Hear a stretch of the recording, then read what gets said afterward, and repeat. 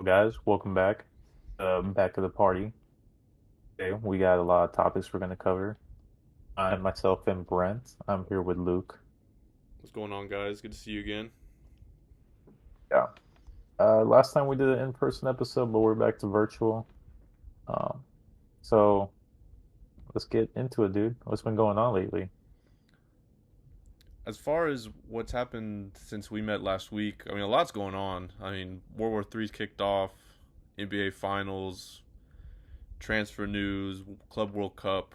If you're a soccer fan, there's a lot going on within the week that we initially talked the first time.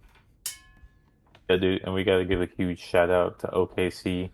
They got the job done. It's been like what, since 2011, 2012, since last time we went to the finals with KD, Westbrook. And so it's been 14 years since we went to a final and finally back and we finally won this time. And we won in like a pretty close fashion too, because there's some arguments to be made that if Halliburton hadn't gone down, we could have had a lot closer game. I think it would have been a lot closer game. It was honestly very disappointing for a game seven, even though game sevens traditionally aren't typically high scoring. It's more of the stakes that's there, and it's such a sad thing to see that he's probably going to be out for the remainder of next season, if not a majority of next season, with a lower leg injury, ankle injury, whatever it is, and it just so I think happened it that was an Achilles. it Achilles, was okay. yeah, which is weird, man, because like from what I've been seeing at least, like he's like the third person to get an Achilles injury. Because I know Dame got an Achilles injury, so did Tatum. And so it's kind of weird. Why do you think all these Achilles injuries are happening? I would think it'd be have to do with the strain and the amount of games played between all those three players, and then just thinking about how all those three players play, they typically have this downhill, almost forceful way to cut and slash to the cup. Not necessarily with Halliburton. He's not necessarily a ball dominant guard, even though he is a point guard. He likes to share and likes to become a decoy and slash and try and make himself available by running or giving himself a place to be to allow space for other players. I think it's just the aggressiveness in which all three of those players play and how they really try and drive, whether it be to the hoop or to just trying to facilitate their offense. I think it starts to have a little bit of a strain. I don't know if they're all connected necessarily, but it's odd to see, especially with Tatum and Halliburton getting them within a month, these pretty serious ankle injuries that have ruptured their Achilles. So I don't know ultimately what's going on there, but they're really devastating for any professional athlete and especially a basketball player. Yeah, I mean, the last person that I remember that happened to was KD in the 2019 finals. It took him like almost a year, I think a little bit longer than a year to come back. And then like another few months for him to just catch form again. But yeah, good thing is I mean, I know Tatum and Halliburton are young, but Dame, it might be a little bit harder for him to come back since he's, I think, like 34, 35, right? A little bit older. It might be harder for him to come back from that, but I wish him the best. I still want to see him get a ring with Giannis. I think that'd be a dope achievement for him. It'll be interesting to see if that pans out.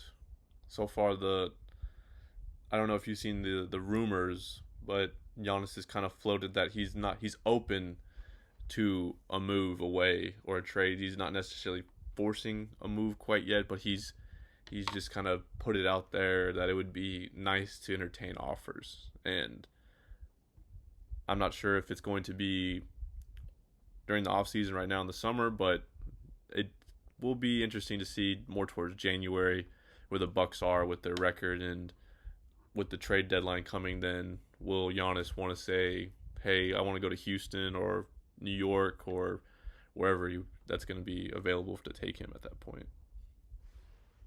Oh, yeah, New York would be a good team. I think that would make sense. I know he's also flirted with Miami for a few years. And, it's like a super like that's where I would imagine a superstar would want to go, especially after being in Milwaukee for a couple seasons. Maybe you want to switch it up and be in a beach town, beach city. Hmm. Um, but either way, I mean, wherever he goes, I hope it's like a team that hasn't won because I like the streak that the NBA is on, where they have like a different champion every season for like the last, I think since 2019, right? Since Toronto won, they've had a different champion every season. Yeah, we've been in this kind of phase of the old guard of the players that we grew up watching aging out, and now we've had these new stars coming in, and there hasn't been necessarily a team or a player that has overtaken that dominance that LeBron had. I mean, I don't know if that's going to ever happen again. I don't know how many straight finals he made. It was like 8 or 9, and Yeah, it was 8. it was 8. Okay, I don't think it'll ever be replicated anytime soon. But all praise to the Thunder and Sam Presti for getting there this year, and who knows, because I'm honestly one of the people to think that this was done a couple years, if not a year early. I think we have a lot of potential, and there's a lot of things that can happen for that team. So I think for the Thunder, I think it's going to be more the same. But in this modern NBA, you never know because players always looking to find their own teams, move out. The salary cap's always a issue when players starting to demand more money. I can see people like Dort, Hartenstein, maybe even possibly Jay Will wanting to find money, and so I hope Sam's going to find a way to keep the team together and find a way to keep the pieces that we have in place, at least a majority of them. Yeah, I mean, and he's so smart because he's been assembling this for I think for about 4 or 5 years now, maybe longer, maybe like 6 or 7. He's been kind of orchestrating this plan with all those trades that he made. He got all the picks. He's been, harnessing these young players. So this has been a long time coming.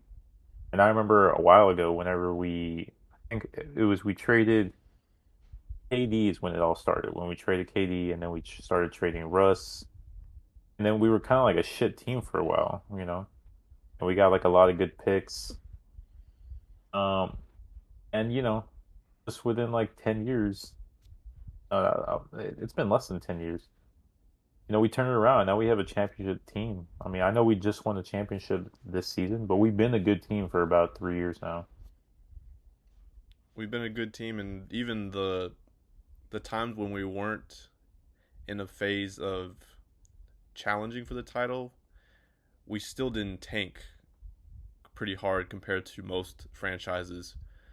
I can think back to a couple years ago where we were a couple games above 500, and in reality, we probably should have been one of the worst teams in the NBA based off the collection of talent we had at that point. And Sam Presti's just done a wonderful job at making sure that we're never in this position where we're just absolute dog shit and we're just doing what the 76ers are doing, what think of another Charlotte or some of these serial losers of basketball Or teams what that the Knicks were a couple years ago. that one too, just these serial losers that keep trying to feed this message to their fan base. Oh, trust the process, don't worry, we're going to just take it for what it is now and then hopefully get a really great spot in the draft and then maybe collect a couple picks by selling off some potential star players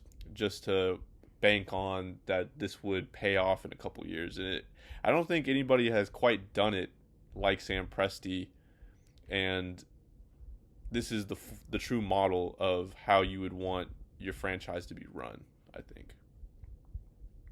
Yeah, I completely agree. I was actually gonna make that point that it couldn't have gone any smoother for OKC. I mean, we had the patience I think it's probably because there wasn't really a lot of pressure. Like OKC, we're a team that's kind of low key. I mean, even Oklahoma is just kind of low key in general. There was literally no pressure on us to succeed or perform, and we just happen to have a bunch of young guys and like a really special talent in Shea to just take us all the way. And going back to that, there's no player or team that's been a dynasty really since the Golden State Warriors. I think we could potentially be that team. I think we could potentially see ourselves in the finals, if not winning them, several times over the next few years. Absolutely. I think when it comes to Chet, uh, Jalen Williams, both Jalen Williams, and then Shea also. I don't think either of those players have really hit their ceiling yet. Besides Shea, he just has maybe one or two things to add to his game. And other than that, our big three is still haven't fully matured yet. And I think that's going to be insane once the prospect of all three of them reach their closest form to their truest potential. And especially with Chet, I think Chet's going to be the thing that could possibly drive us for years to come in terms of offensive production. And also what's really incredible about him is that he's still such a great defensive player for being 7'2", 7'3", and having kind of this gangly, very skinny frame, and he still holds his own against some of the bigger opponents. He does get out muscled at times. I mean, Miles Turner had his way at most points in the series when he wanted to get the ball in the post, but I still think Chet did pretty well for how young he is and how much he has to grow for him. Yeah, do you see us getting any additional like big pieces this summer, or not even this summer, but just over the next season? Because I know like there's like a midpoint right in the season where we can also trade. Do you see any like big players coming to our team or any good additions to complement the team? That's what's interesting. I haven't really thought of what we could possibly do to upgrade this team because the team's so young and it every piece within that team complements each other. I thought the craziest thing since we brought up Giannis, I think since we have the stockpile of picks and with Milwaukee in such a bad state when it comes to not having any picks and not having any true assets to really trade off of, I think we could easily go and knock on Milwaukee's door and see if Giannis is interested in playing for the Thunder. Because I think even though I do praise Chet, there is still a need for a big man. That's why we went and got Hartenstein in the offseason to make sure we're productive when it comes to rebounding and trying to hold our own against some of these bigger teams. And what's interesting is that even though we did have Hartenstein for this season, throughout the playoffs and throughout the finals, we actually didn't do the greatest when it came to rebound production. We still were out rebounded most of the times, and especially in the finals, I think Indiana did a number on us when it came to the rebounding numbers. So I think definitely now it's time to find somebody who, if it's not Giannis, somebody who can be a presence on the boards, so that way we can get those rebounds to transition into our offense or those second chance offensive rebounds, so that way we can keep the offensive going and then making sure that we stay dominant. I think that's the only piece of our game that we haven't truly found yet or unlocked. I don't know if that comes with Chet or with acquiring another piece, but that to me is probably the next step for us if we are going to make a move. Yeah, it'd be kind of crazy to have a player like Giannis here in OKC. And it would also be interesting to see how he meshes with that team, since he's such an established star. I don't know if it would create friction or not with Shea, since this is kind of Shea's team now. Um, but yeah, I mean, he definitely have to. One of those two would have to definitely take the step back. And I think it would have to be Giannis, unfortunately, just because I mean they're already established, right? It'd be kind of like the same thing whenever KD went over to the Golden State, the Warriors, and In that case, it wasn't necessarily Steph who took a step back. It was, or I guess it was Steph, because KD kind of dominated that team as in the finals. He was kind of like the main man. So I don't know. I think it'd be an interesting dynamic. Do you think our team is humble enough in order to be able to take a step back and welcome someone like Giannis into our team?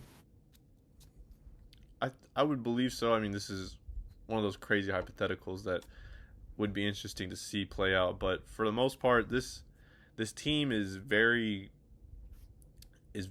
is full of characters that are very focused on trying to just get the job done. I think that's not only what Presti was looking for. He wasn't also looking for players that fit the mold in terms of their style of play, but also their terms of how their character is. And I mean, I'm not the biggest OKC fan. I've been a casual watcher for them for the most part of my life. I'm not a total fanboy about it, but just seeing a lot of the interviews and seeing how the team interacts with each other, it seems very much like the camaraderie is high, and then it's not necessarily a individual focused team. It's about what can we do as a collective. So bringing in another piece, like Giannis, I think Giannis would be the ideal person because Giannis is totally happy in a small market franchise. I mean, he's been in Milwaukee. Milwaukee is not necessarily the biggest city. Of course, it's probably a little bit bigger than Oklahoma City, but in terms of him as a person and his character, Giannis has done nothing but impress me for being a very humble and a very just I would say very stoic guy and how he kind of just is able to be very focused on his goals and also be aware and have the humility to kind of realize when certain aspects of his team needs to be improved. That's why I think they brought in Dame. They needed a ball dominant guard to kind of make sure that the offense flows, and I think he has the ability to kind of transition because I know for the most part his game is just about him being the freak, being able to run downhill and just get to the cup because he's just a dominant force. And I think over time, I think that needs to mature into something a little bit more meticulous in terms of trying to figure out what can he do besides taking advantage of his athleticism. No, I would agree. I think that's well said. Every time I seen him play, remember when he first burst onto the scene a few years ago, he was just absolutely amazing. His athleticism, his movement, and I would say he's humble because he's also put in a lot of work to fix like areas of his game that weren't the best, like his shooting. Um, and so I think bringing him now as a more complete player than he was years ago when he was so, dominating. I think that would just be a scary addition for OKC, and I don't even know if the league would allow that because that'd be like I said, that would be like another KD to the Warriors scenario, and then we'd have a complete dominance at least for the next 2 or 3 years. Yeah, that's the shame about it is that for how enticing the prospect would be, I don't know if it would totally work out in terms of the way Sam wants to set up the team, but also like you said, the way the league wants to set up everything for viewership and for numbers. I think we've seen controversial trades like the Luka trade that just happened this year, and there's also dating back to the time where I forget it was if it was I don't think Adam Silver was in. I think it was the other commissioner. I'm forgetting his name right now, but they blocked a trade for Chris Paul going to the Lakers at the time because the New Orleans Hornets didn't have an ownership group quite yet, and so the NBA actually were owning the Hornets at the time and denied the trade request from the Lakers to get Chris Paul because they were afraid they were creating a super team at the time. And I think there's a lot of hands in play at that point, and I think with most sports leagues, I think there's always a little bit of an enticement to make sure that the league also generates as much money as possible rather than what's best for the dominating team at the time. And of course, OKC is not going to be the team that brings in the most viewership internationally or it's going to sell the most jerseys. We're a small market team. And the fact that we won the title is great, but how long will it last? And in terms of how long the league wants it to last, that's a matter of what Adam Silver and the rest of the executives think. Yeah, and I guess you were right on your little tip that you gave me that it was going to go to Game 7. Um, yeah, I mean that was a good little bet because the Pacers were actually underdogs in Game 6. So I guess there is something that, maybe going on in the background that, maybe we don't know about, but it's a little more controlled than we like to think. Maximize profits, of course. Of course, I'm not the biggest believer that every league in professional sports is rigged and it's scripted per se, but I do think there's certain outcomes that they try to force in terms of if it's going to go to a game 7, if this team's going to go through, they're going to try and give the most advantages to what they want to happen in terms of outcomes because they know what's going to generate the most money. Yeah. And I mean that happens in soccer. I mean, happens in football too. Um, but yeah. Yeah, no. Congrats, OKC. Let's switch gears here to what happened yesterday. Did you keep up with the New York mayor race? The Democratic candidate? I didn't keep up with the race in terms of keeping a close eye on it or looking at what happened during election night, but I did see what you sent me obviously around 10:30 last night what the final result was. So I'll let you kind of roll out what the details and all that is to come from the result of the race. Yeah, so basically Zoran Mamdani, he's running for the Democratic nomination. And I guess the media is labeling him as a socialist. I would say he's more like a progressive than anything else. He kind of falls in line with like AOC and Bernie Sanders type of politics. Basically, he was running against, Andrew Cuomo, who's obviously corrupt and he's has so many sexual harassment lawsuits against him, filings against him, and he was backed by the millionaire and billionaire class of New York. And so I can't trust someone like that. I don't think New Yorkers should trust someone like that either. But luckily, Zoran Mamdani won, and hopefully in November he gets elected. He said some pretty controversial things. He said that one thing I saw recently is that if he becomes the mayor, if he would welcome Netanyahu into New York City. And he said no. He said I would arrest Netanyahu because it's about time that we start following international laws like the rest of the world, and it's about time we have some strong leadership that our federal government clearly lacks. Now, I'm paraphrasing, of course, but it was something along those lines.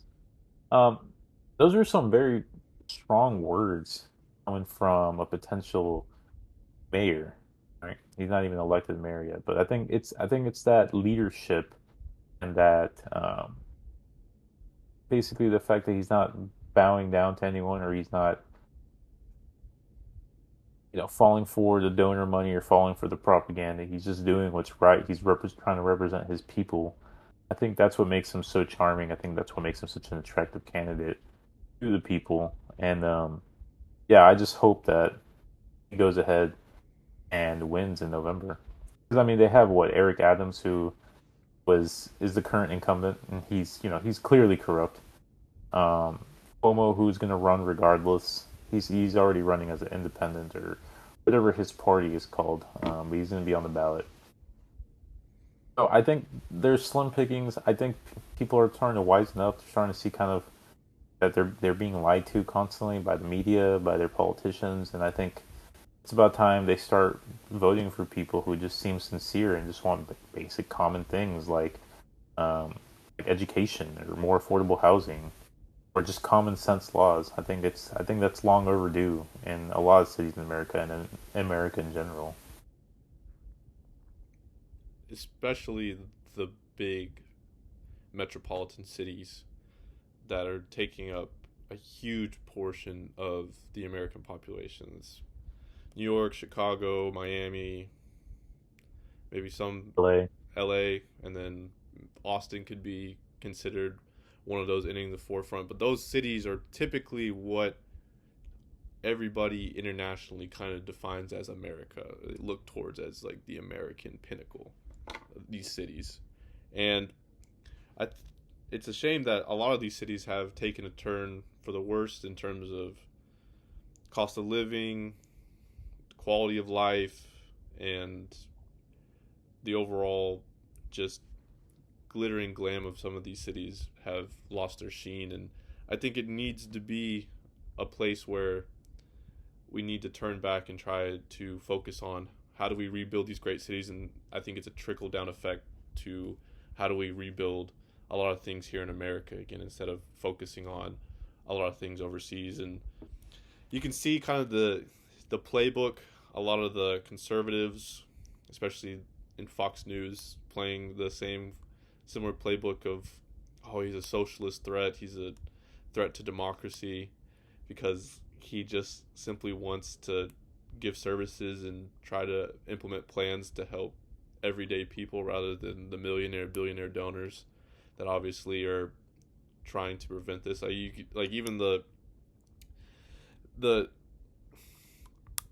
just the thought of trying to make affordable housing and trying to better the quality of life in New York just by simply raising the state taxes by 1% is driving some analysts and some conservative minds crazy.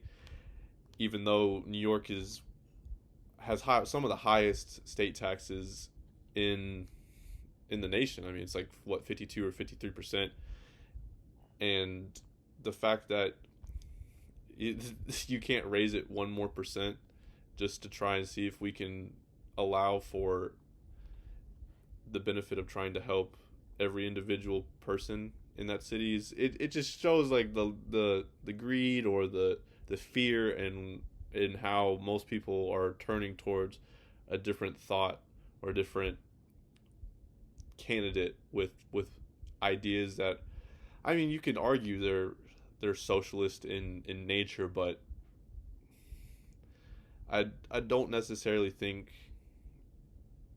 they're as socialist as one would think of, like the European nations and how some of their regulations are run.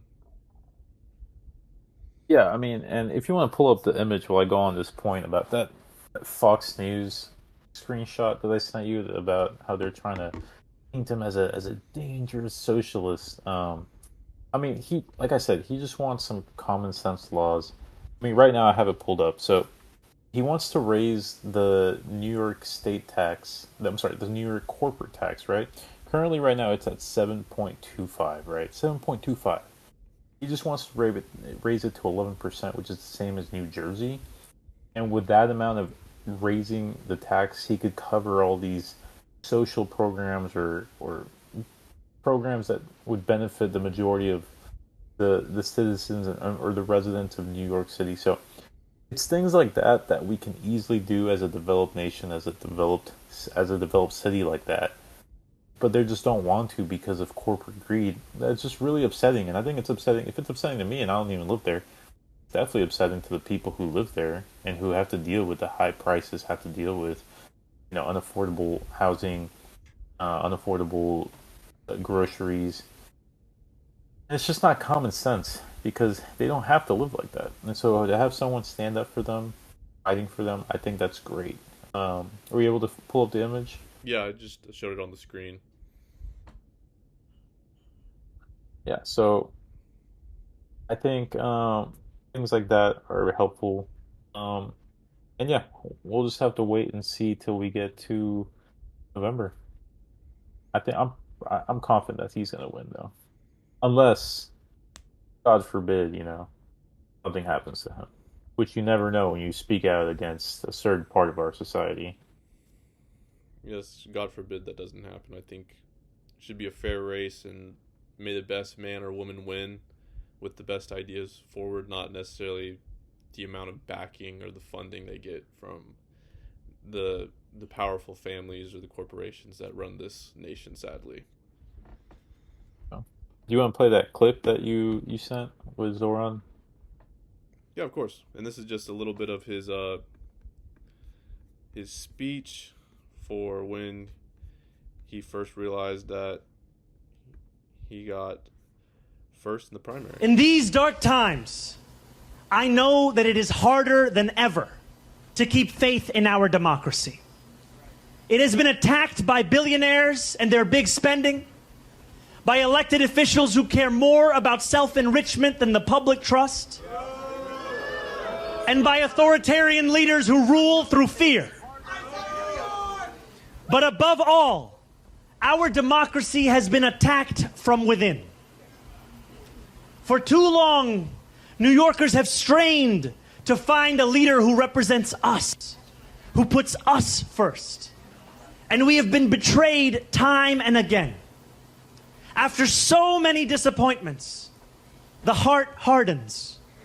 Belief becomes elusive. And when we no longer believe in our democracy, it only becomes easier for people like Donald Trump to convince us of his worth. For billionaires to convince us that they must always lead.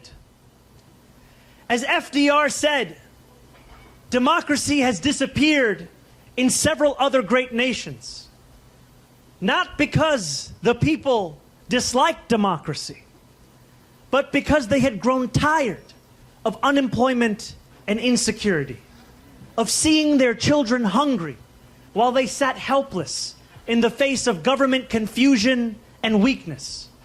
In desperation, they chose to sacrifice liberty in the hope of getting something to eat. New York, if we have made one thing clear over these past months, it is that we need not choose between the two.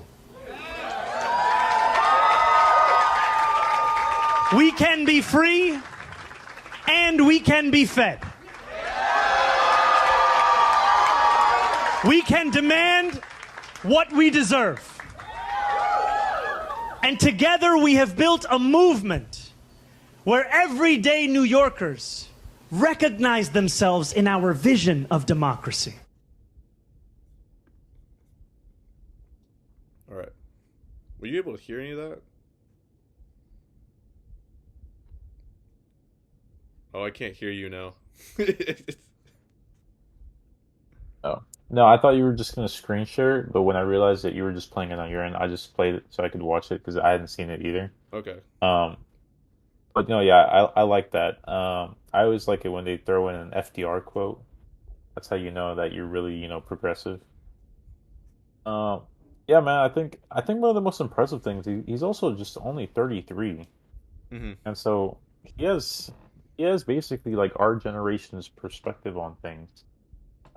And I think a lot of people in our generation, of course, unless you're like the young, like if you're like 18 to like 21, you're still probably like under the propaganda, un- unfortunately. But I think like our generation, like, because we're in the same generation as like AOC technically, right? I think ours is just kind of like wanting like government reform. We just want like common sense laws, basic needs to just help us progress in society. He definitely like speaks out to that. Yeah. I decided to play it just through my that version just because I think it'd be better viewing for the audience so they can see the full clip in its entirety.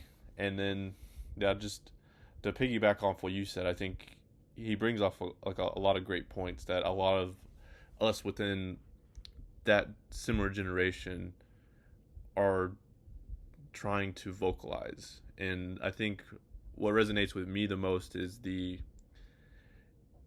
when he at first talks about how when the government or the system kind of fails us and it allows for multiple failures upon multiple failures after so many promises, the heart starts to harden and you become a little resentful and you become a little bitter towards what the system can produce for you as an everyday American. And it allows for very charismatic, persuasive individuals to come in and swoop in and try to convince a majority of the population in America that it's necessary for them to be in power because they can bring back the good times. And I think that's something I can surely resonate with because I think I've gone through that similar process here over the past few election cycles, being very resentful and bitter towards the higher powers of our officials and then wanting change so badly that you kind of abandon, or I have kind of abandoned certain values or certain characteristics I like in a leader, all for trying to get change really quickly. And of course now I realize that it's so damaging and it is allowed for people like Trump and its administration to be let back into office and doing the unmanageable things that they are doing right now. It's honestly put a weight on my heart, and I haven't even necessarily talked about this necessarily, like directly. Like I have probably indirectly for the last couple episodes, but ultimately, like we're talking about Mamdani, and now I'm transitioned to Trump. I just ultimately like to just admit and apologize for allowing people like that to enter into my thought process, to ever think that they would be a great addition towards the presidency and trying to make America great again, when in reality it was never the case and it was never the reality. And it saddens me because I feel betrayed and I feel hurt that the fact that an administration has gone behind my back again, even when I put so much hope into them. And I mean, of course, I can be up for the "I told you so" from multiple people, including yourself, Brent. But it's something I need to say vocally and out loud. And I think multiple people that are moderate or independent that swayed right this last election cycle need to just speak out about, because you can't let this stuff happen again. And it's a shame that it ever happened in the first place. But I can admit that I was a part of the problem in terms of letting someone like that get into office. Yeah, and I've been speaking out about this to not just you, but like a lot of people. Like it was very targeted propaganda. It was targeted to especially young men, or just men in general, who felt either pushed out of the Democratic Party, felt like there wasn't a place for them there, um, and a lot of the younger generation too, because they're the ones who are more susceptible to propaganda, like I was mentioning. There's actually a whole YouTube page called "Former Republicans Against Trump," and it's a bunch of people who at one point voted for Trump in either in 2016, 2020, or this most recent election cycle, who have realized that he was just spewing out a bunch of propaganda and a bunch of false promises to get their vote. But as soon as he got into power, he just did whatever he wanted. And that's kind of like the signature move of a con man. A con man always finds new way. At least a good con man always finds new ways to con people. And I think he just benefited from the fact that in 2016, and there's always a tweet or clip. It's funny. In 2016, he ran against Hillary Clinton, and he literally called her out for taking, donations or bribes or accepting gifts from Middle Eastern countries, or he called out Obama for using excessive force on the Middle East. or he just called him out for like his excessive ways he deported people. And it's just funny to see it come full circle now in 2024 when he's doing the exact same thing, and he just justifies it as you'd be stupid not to do that, or it's for national security, you know. And so it's kind of funny to see him come full circle, even himself. And I could definitely see the appeal that he had, especially this last cycle, because I mean, to be fair, you know, we've talked about this multiple times, but the Democrats just dropped the bag on this one with the whole Joe Biden thing. It's such an easy thing to target. You have an old, demented man, running in office, and you're trying to cover it up. It's like how much more dumb can you be, Democrats? Like that's such an easy thing to point out, and especially when you're in denial of it. So, I mean, I get it. I mean, I appreciate you saying that. That's great to hear. And yeah, it's good that you're also trying to share it with other Republicans who or moderates who also voted for him, because I'm pretty sure there's only a select small percentage of people who actually wanted extreme immigration reforms, who actually wanted to go and start another war in the Middle East, who actually wanted to cut Social Security, Medicare, and Medicaid, and who actually wanted tax cuts for the rich. I'm sure that is less than like a total of 1% of the population of America, right? But whenever you put it like that, of course it's not attractive. But when you break it up into multiple things, like we need immigration, we need to lower health, like our groceries, and we need to have a better when you phrase it all like that, and you don't really provide a plan, it's just a bunch of empty promises, and that's exactly what it turned out to be. Yeah, very well said. And then it's now, I think, a time to spread awareness and to reflect back on actions of the past. And now, modern day American politics is not a matter of left and right anymore. It's a matter of who is a part of this established order trying to keep this modern day machine going, and who is corrupt enough to say, "Oh, I'm not a part of that," but then go behind the backs of the American people and do what they promise not to do, and who is actually a part of this new change, this new guard of people that are trying to actually try and see if they can reform American politics for the better. And that's on both sides. It's you could I mean, Thomas Massey and Ro Khanna were the ones to actually call out Donald Trump for starting this bombing in Iran by not even getting any permission from Congress to carry out or even discuss these wartime acts that we had implemented, I think, in 1973.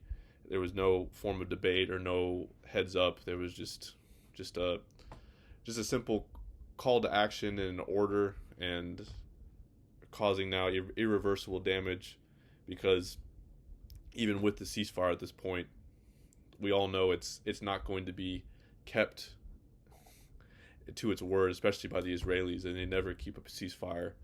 And what damage is that going to cause for not only us here in America, but across the nation? Because I talked about it in our little group chat that we had with a couple of our friends about how the Iranian parliament just passed a motion to close the Strait of Hormuz, which I think is very, very damaging. I mean, if I'm just a random guy talking about random things on YouTube, but multiple analysts and multiple different well-known politicians and economists can tell you that a majority of the world's petroleum and oil comes from the Strait of Hormuz, and it's with that being closed off, it causes a ripple effect for every living, everyday person in the world trying to just, especially in the modern world, trying to just maintain the same quality of life when energy could triple through the roof. And that's not necessarily what he promises. Trump was complaining to the fact that Biden, he depleted the national oil reserves to battle inflation during COVID, and the fact that the gas prices were still so high, and using it as a tool or a tactic to allow people to kind of see his point and to try and favor him in the election. Now just completely obliterating what could possibly be one of the worst energy crises that we could have in the next couple of years, or the next even a couple months, depending on how this goes. Yeah, I mean, talk about making the worst moves one after the other, right? I mean, first he comes in and places tariffs on countries that have been our allies and or are good trading partners for the better part of the last few decades, um, and just completely, ruins our international relations. And he wants to get into a trading war with China over, I don't even know what it was, over being a tough guy or something. I don't know, thinking that they're taking advantage of us. But he does it in the completely wrong way, and just, you know, ultimately leads to increasing prices for everyday goods here in America. And then he, tanks stock markets, uh, which, will affect majority of people who are trying to retire right now and have the majority of their assets in those stock markets, as well as just like young people who are trying to get into investing. Majority of people aren't constantly keeping up with the news, so if you were the one of the ones who were keeping up with it, maybe you did make a profit. Maybe you were smart enough to go ahead and pull out and then invest whenever it was low. But the majority of people aren't doing that. And so I just think that's not good in general for the economy. And now after telling, I mean, we'll play the clip after this if you want to just get that clip ready for the one I just sent you. I mean, he told Israel, don't do it. We were going to have talks with Iran. I mean, one of our smartest presidents in recent history, Barack Obama, knew that not to mess with Iran, even if Israel wanted to, because of the Strait of Hormuz, because of its prominent position in the world economy, and the fact that it has such an important geographical piece of land, or area, I rather say. And so that's why you don't blow up the Iran deal. That's why you don't try to be a tough guy. And that's why you don't retaliate by bombing one of their nuclear sites, even though his national security advisor, Tulsi Gabbard, or whatever her position is, told him Iran has no nuclear weapons. They have known. I mean, they have nuclear sites because they're trying to, you know, get into get nuclear energy into their country, which is, a sustainable form of energy, at least a more sustainable form of energy. But they don't have enough enriched uranium in order to make nuclear weapons at this point in time. Um, but I mean, it all goes back to Netanyahu trying to turn the U.S. against Iran and kind of instigate this war for the last 30 years at this point, which is kind of crazy to think about, right? That he's been saying they're 1 to 2 years away from a nuclear bomb for the last 30 years, and yet he's still considered a credible source. But yeah, if you want to go ahead and play the clip. Yeah, let me do that. Violated, but Israel violated. Yeah, I do. They violated, but Israel violated it too. Israel, as soon as we made the deal, they came out and they dropped a load of bombs, the likes of which I've never seen before. The biggest load that we've seen. I'm not happy with Israel. When I say, okay, now you have 12 hours, you don't go out in the first hour and just drop everything you have on them. So I'm not happy with them. I'm not happy with Iran either. But I'm really unhappy if Israel's going out this morning because the one rocket that didn't land, that was shot, perhaps by mistake, that didn't land. I'm not happy about that. You know what? We basically have two countries that have been fighting so long and so hard that they don't know what the fuck they're doing. Do you understand that?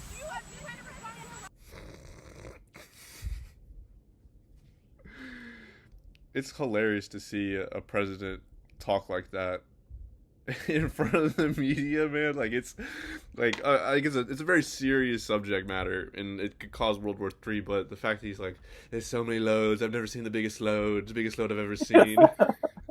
they're going longer and harder than I've ever seen. They don't know what the fuck they're doing. Like he like a part of that is hilarious, but what's more telling is that he has no control of this situation at all.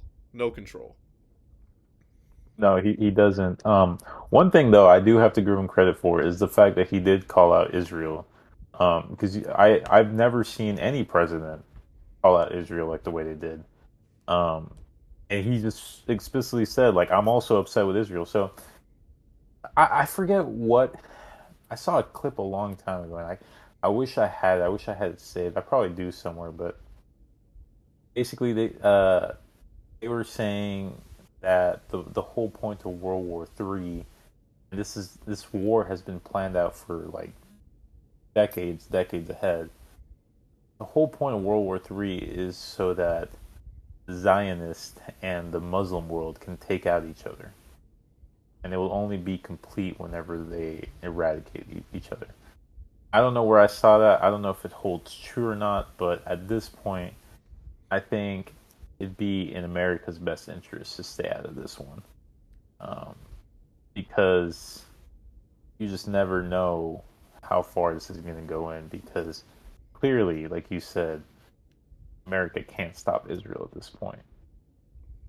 No, you can't stop Israel at this point, and you have mentioned that before in conversations where we just had off camera, and it's a scary thought to have that two two ethnic groups have to be wiped out for this conflict to ever end. And I think it's right to give him a little praise to call him out the way Trump did with Netanyahu, but I don't know if it's going to cause anything. It's definitely a sign that he's not necessarily for whatever Netanyahu's plans to ethnically cleanse the region of Muslims or Palestinians or whatever he's trying to do for his ultimate plan. It's definitely just trying to probably stay in office during these war times, because in Israel they actually prosecute their politicians for corruption, and I think he's starting to realize his time is ending and he could spend the rest of his life, his elderly life, in jail if he is to resign from office. And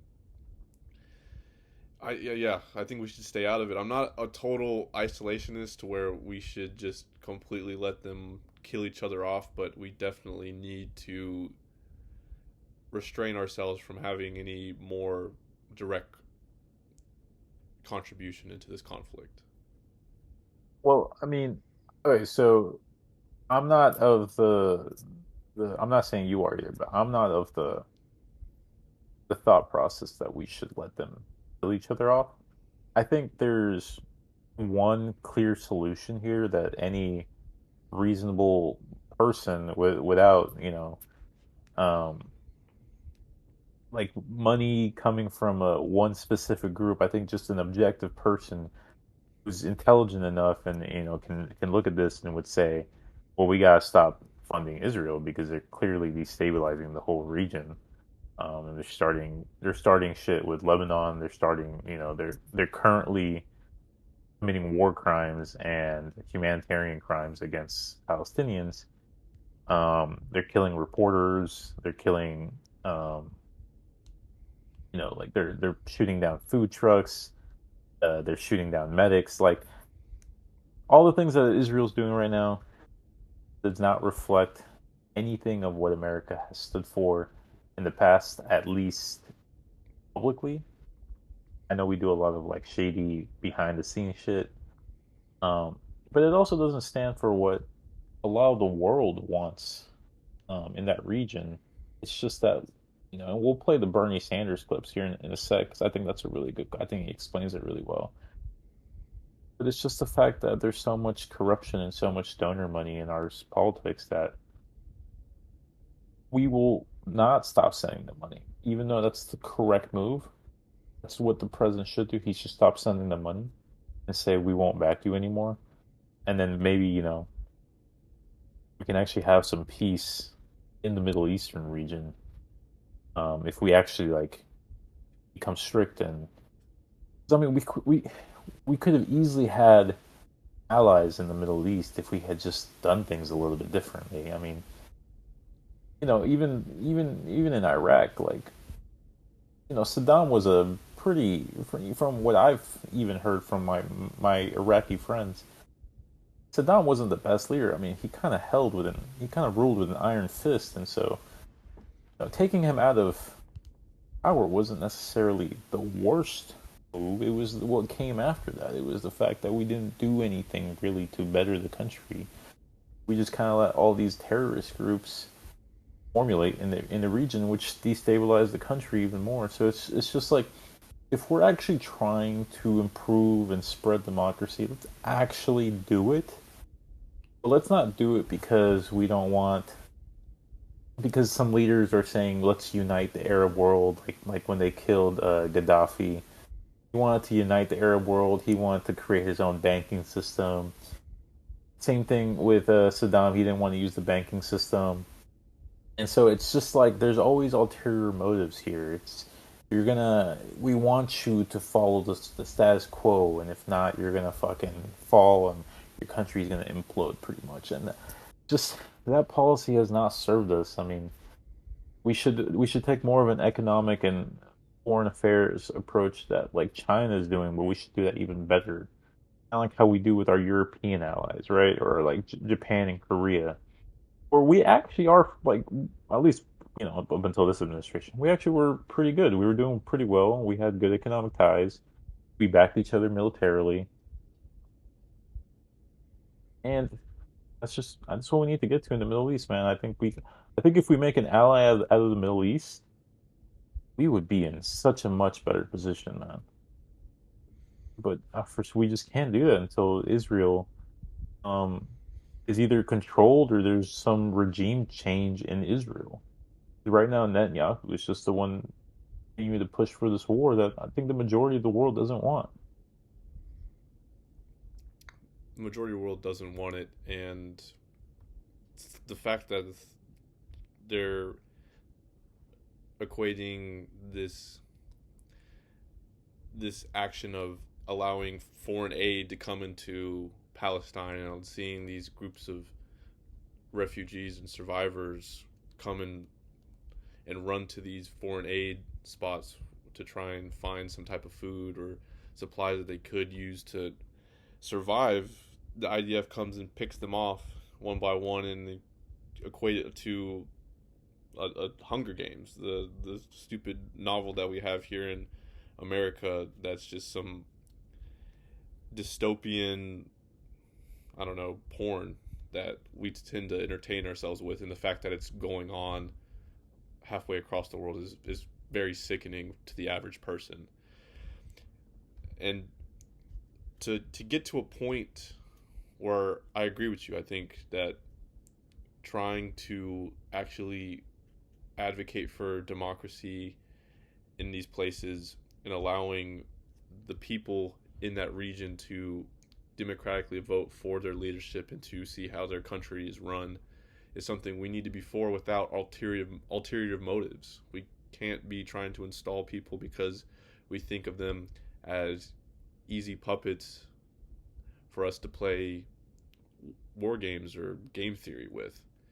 And that starts with trying to eliminate the pull that Israel has on not only in the Middle East but also the pull that they can use to change opinions and policies here in America. I mean, we've talked about AIPAC all the time, and how the fact that even though these politicians say, oh, it's like Ted Cruz for the most recent example, oh, they just fundraise for us, and they just bring a couple people together in a nice night, and we have wine and we talk about similar ideas that we agree with, and we just make them pay $2,000 each, and we raise $50,000 all together. Just no, there's there's something quite sinister behind AIPAC in terms of its wanting to not only recruit almost every politician into their ring, but also the fact that they want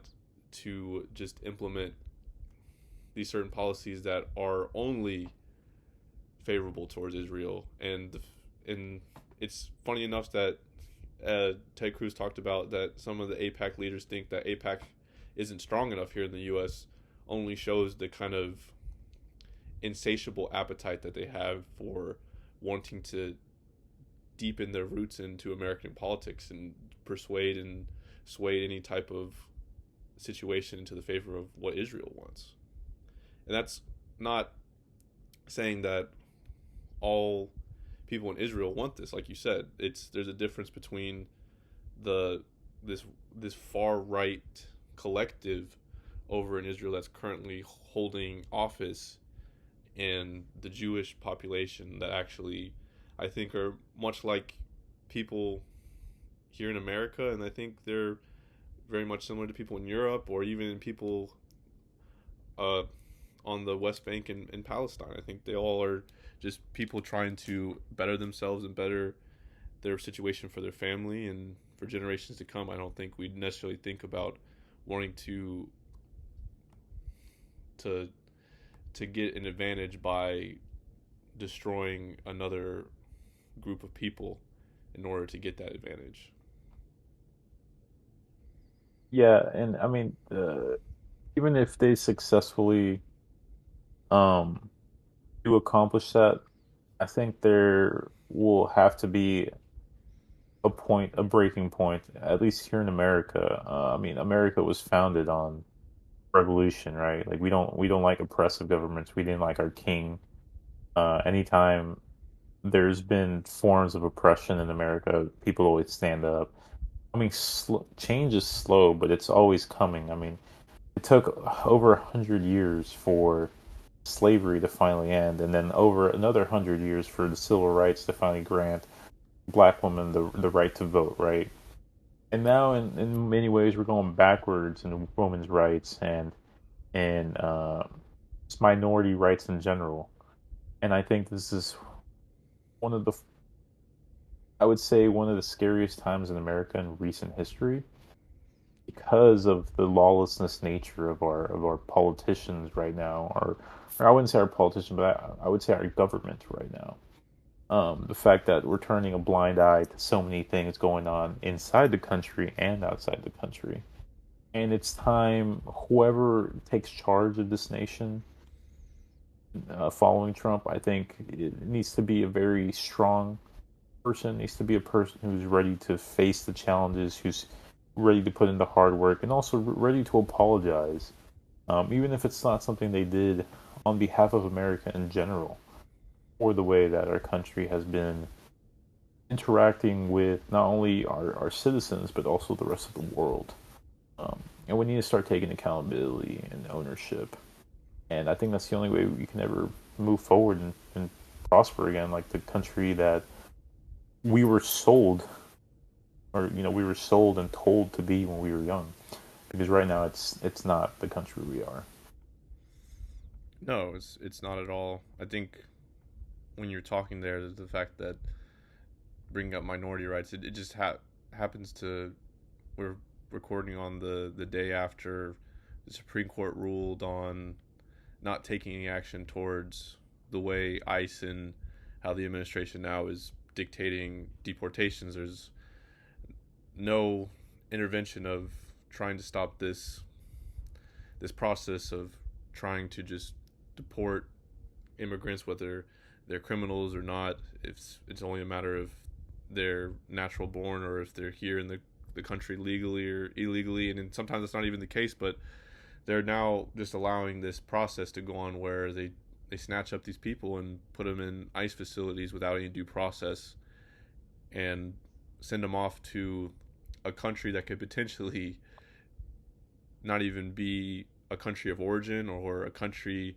that they define as meaningful to the person, and then having a situation where they could actually go back to that country and their lives are on the line. I think one of the reports that they brought up was about this gay man who they left the identity anonymous, but I think he went back to Venezuela, and he was then deported to Venezuela, where he was beaten for his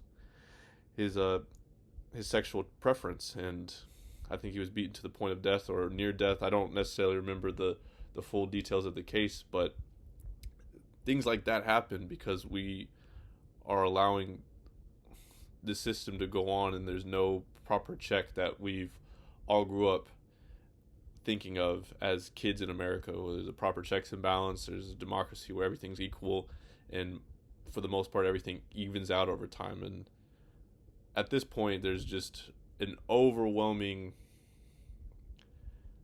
just an overwhelming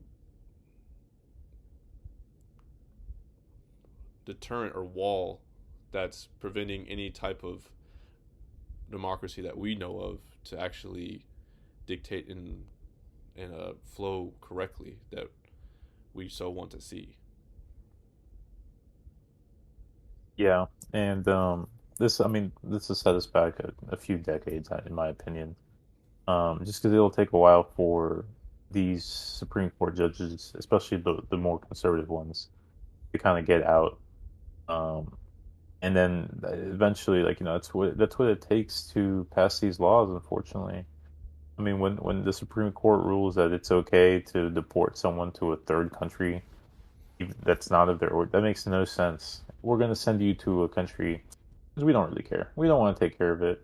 We don't want to give you the due process to actually investigate whether you're a criminal or not.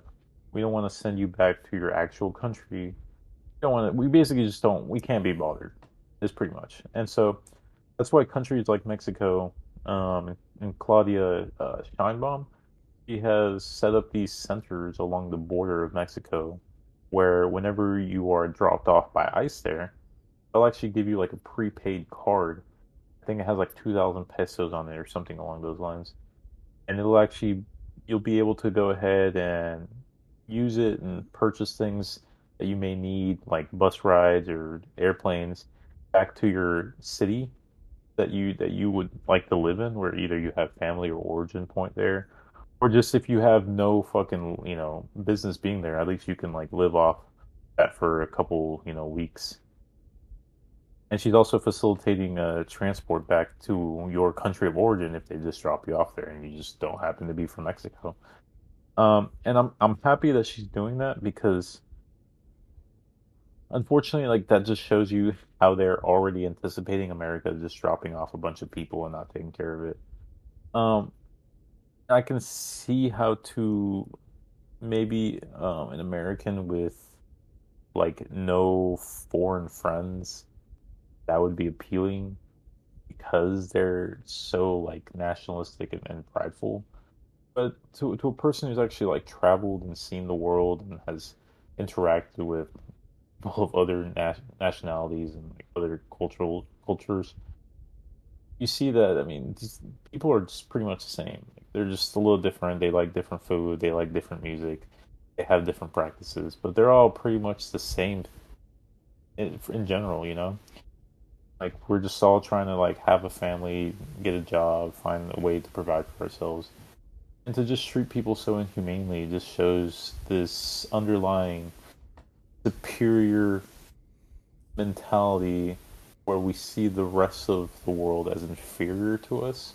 And I think it's a very harmful mentality to carry on because then you can excuse yourself from atrocities that you commit.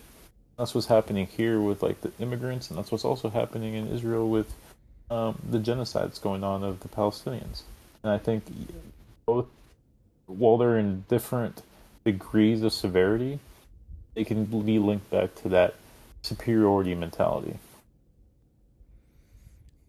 There's a difference between having pride in where you come from and having pride in the nation that gave you maybe the break or the opportunity to prosper, but nationalism is something that I think is seeps into a lot of people's just everyday thinking without thinking about it, and you can definitely see how destructive it can be even here in America. I think a lot of people, including myself, can probably think of times where maybe we're not necessarily trying to be nationalists, but in terms of the way we brush aside other ideas or other parties or other groups in order to try and keep the holistic, idealistic American dream going is something that can be very dangerous, because now it starts to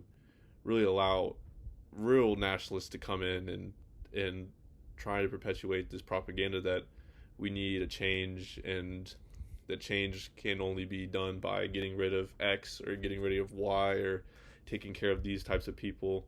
It becomes a slippery slope, and like you said, it what's going on in Israel can also happen over here in America. I'm not saying that we're very close to putting people in camps and we're going to start trying to create a next genocide, but it gets very close to that when we start allowing that type of ideology to seep into like the everyday American. Yeah, absolutely. And I think that I think the good a good reason why it hasn't gone to that point yet is because the majority of Americans don't agree with that. Majority of Americans, at least I'd like to think, but I think it's also just evident on how we've reacted to a lot of this, aren't in support of any sort of genocide, aren't in support of any sort of rounding up and um, basically isolating people or treating certain ethnic groups or cultural or religious groups in that type of way. I think even like like we said earlier, like even MAGA is from the MAGA people that I've spoken to, right? They're actually under the belief that they're only rounding up criminals, that they're not touching like regular people. That and that's kind of funny, but like I also can't blame them because that's what like their media is telling them. We're only touching the criminals. We're only deporting rapists and murderers. But I mean, if that was the case, then why did Trump tell the ICE to stop going into hotels and farms, right? And like those other service jobs. I mean, usually rapists and drug dealers and murderers aren't working those jobs commonly. They're usually like, probably like just in the drug business, or they don't have like a fucking 9 to 5. I mean, I'm sure there's the exception, but I don't think that's the rule. So they're clearly not only targeting the criminals; they're targeting everyone. Everyone. I mean, and it's gotten so bad to the point to where there's an app now to where if you basically snitch on someone or tell on someone who is a potential immigrant, um, and they get caught, and you share their location and they come and get them, you get paid in crypto. You get paid in crypto for telling on people, and as you watch them get deported, as you watch like these mass men who are pretending to be ICE who come badgeless and obviously covering their face because they're covering the shame, doing these things to hardworking everyday people who are just trying to make a better life for themselves, and they're holding them against the ground, they're punching them. I mean, it's just there's different ways that you can achieve this without being so brutal. And that's my biggest point. If you are one of those people who really believe that we should deport every illegal person here, that's your belief. But how you conduct that matters. How you conduct that says a lot about yourself and your beliefs and your government too. Because if your government is willing to completely disregard the just not even just like the rights promised to you by law, but just basic human rights, basic human connection, basic human the way you just treat people. If you're just willing to disregard all that, I mean, who's to say your government isn't going to do that to you whenever you upset them? That's what's dangerous, and I think a lot of people in MAGA and people who voted for Trump wanted this change of immigration, of the economy, or whatever issue they thought was the biggest deciding factor into voting for Trump this last election cycle, was simply because of the frustration that happened through COVID, or through just the the slow degradation of America after decades and decades of feeding into foreign wars and foreign policy that has depleted our our who's depleted what the fuck sorry, got a little tongue tied there, but has allowed this national debt to accumulate and allowed for us to have a lack of resources, and it's slowly seeing the decline of this nation. And I think it's just frustration and a little bit of entitlement because we're a first world country and we're given a lot of different privileges and rights that a lot of people around the world aren't necessarily entitled to. And there was just a strong movement for change and wanting that back. And like you said, the change doesn't happen overnight. And we thought maybe if we just allowed a leader to come in like this, it would allow just for immediate change to happen. And it only poisons the system that has grown more and more sour over time. Yeah, unfortunately, like it's really easy to go backwards. It's super hard to go forward. And I mean, we did see change, but a lot of it was going backwards and not in like the good way, you know? I mean, if by his definition that was to make America great again, then I mean, he's achieving it, right? Because we're going back to where women had less rights, minorities were looked down upon, and the rich were super rich, right?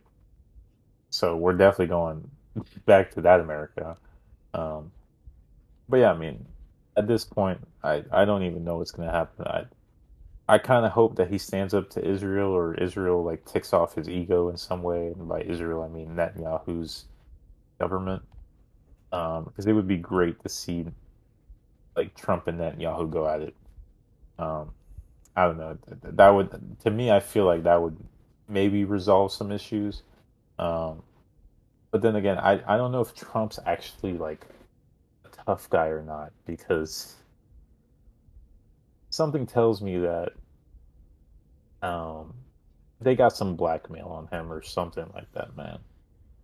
Something, I just have a feeling they got something on him for him to, be compliant as much as he is. 100%. I think that's what Musk said in the tussle they had earlier this month or earlier later in May when he tweeted out Trump's in the Epstein files and obviously retracted that statement and apologized. But I do think that is the truth. I think Trump is in the Epstein files, and they have probably much more dirt on him than the Russia collusion scandal ever had. And they have him by the balls, like for lack of a better term. And no matter what he says or he disagrees with Netanyahu, I do think that Israel just has the upper hand because Mossad has probably compromised every politician and every celebrity that has some type of power here. So that way there is just a second thought of, oh, do you really want to cross us? Because we will let this go. And it could potentially ruin your name, your status, and everything you built up to this point. And do you really want that to happen? You know what the craziest part is? I feel like even if they released whatever dirt they got on Trump, he could just so easily be like, all right, so like fake news, like it's AI, it doesn't matter, like, they're trying to, you know, they're trying to ruin my name.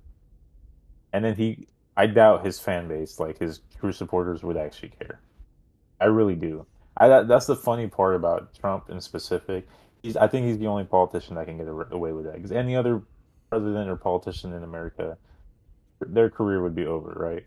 But him specifically, you can put out a sex tape of him doing the most ungodly things on that island or whatever, and he can just literally, he'll probably be shocked at first, but he'll just say it's fake news, it's AI, it's not real.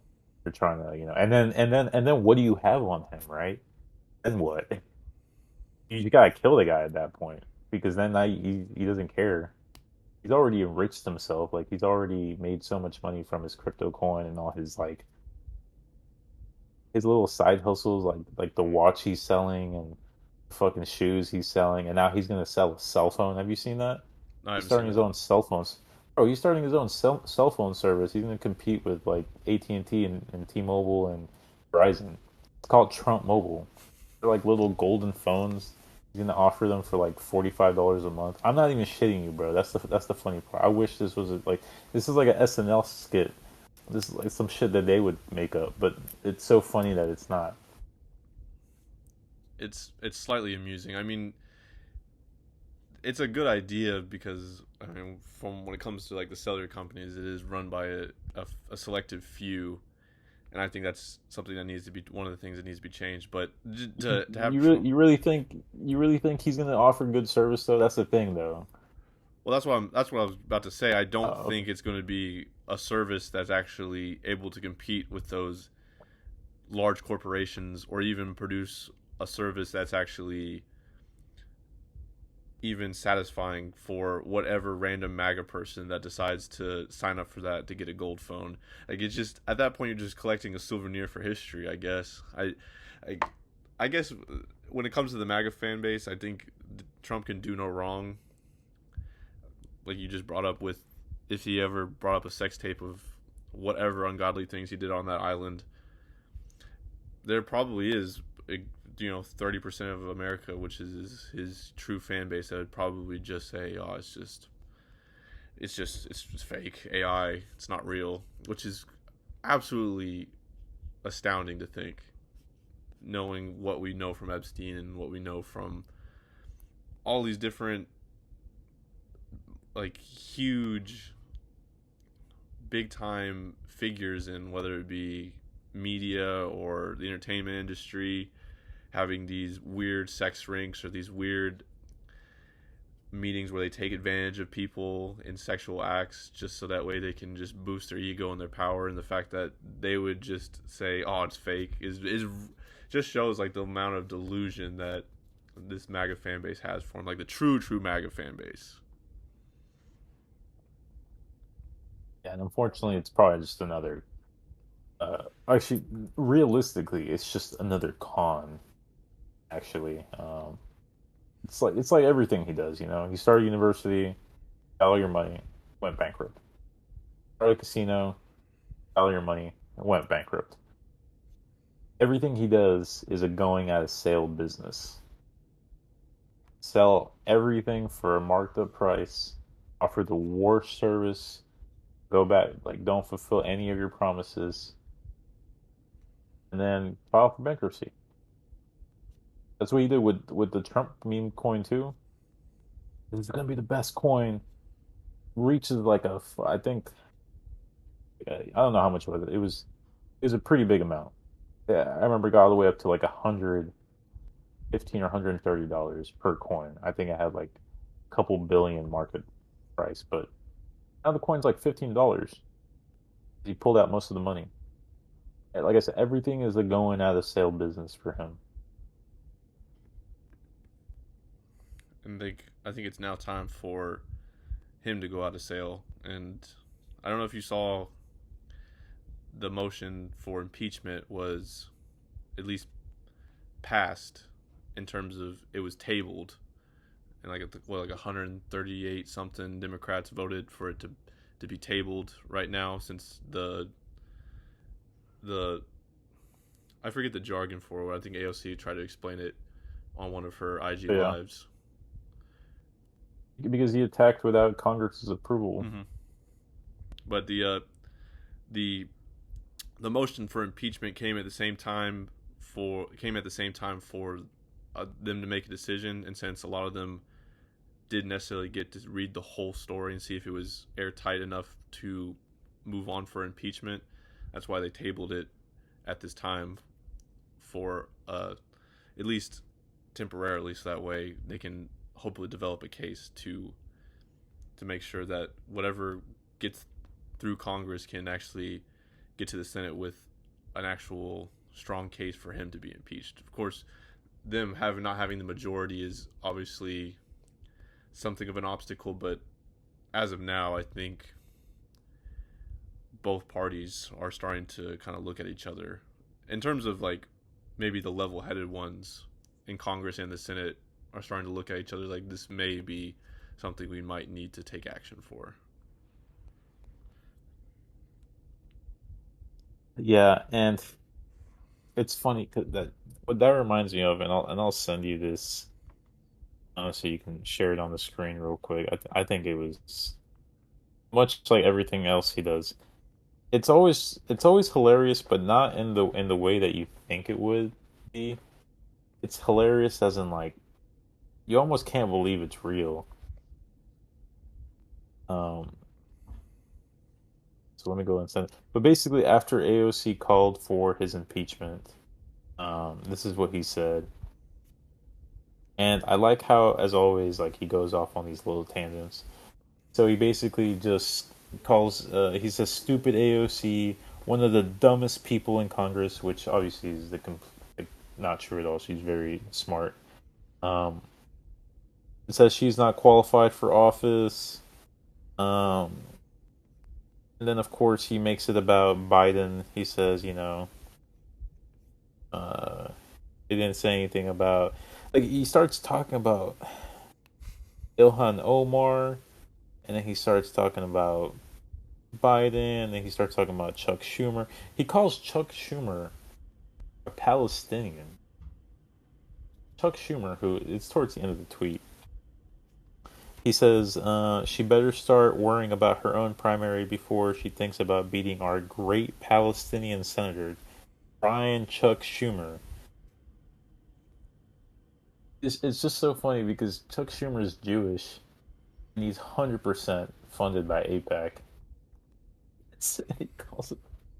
He calls him a great Palestinian. Oh man. Oh. Says, go ahead and try and impeach me again, make my day.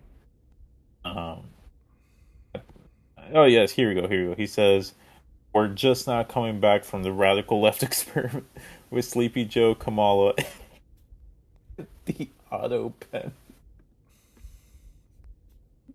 Oh my god, the auto pen.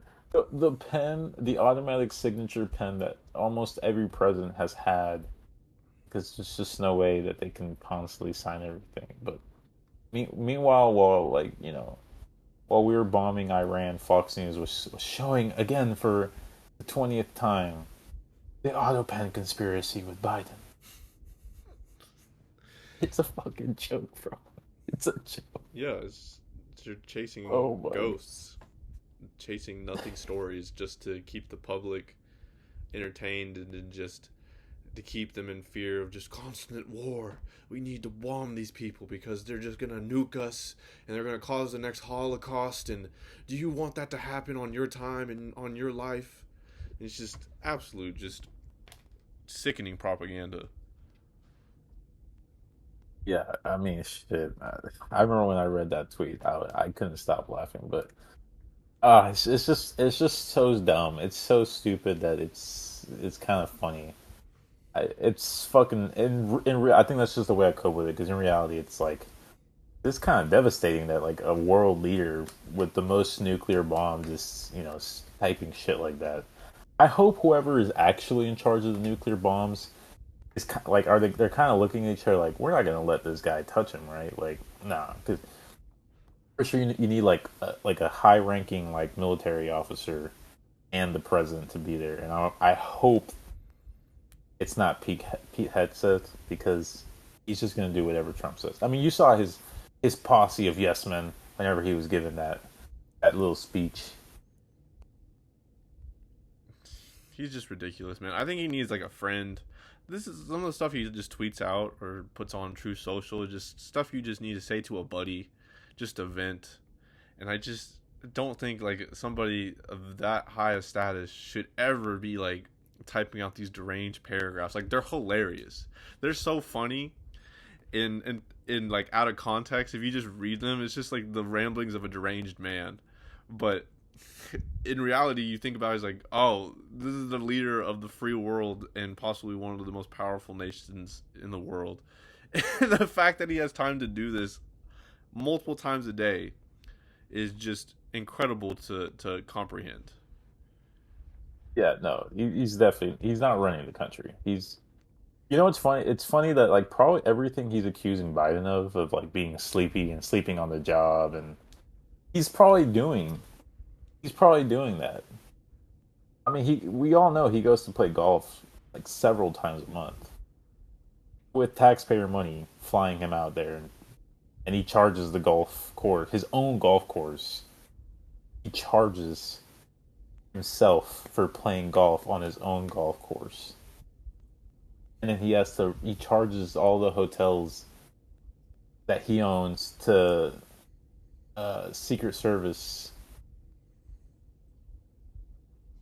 Here's your bill for you protecting me that you have to pay to me from the government and with our taxpayer money. Ah, it's so stupid. It is stupid. It's, I mean, we could talk about it for hours on end how stupid it is, but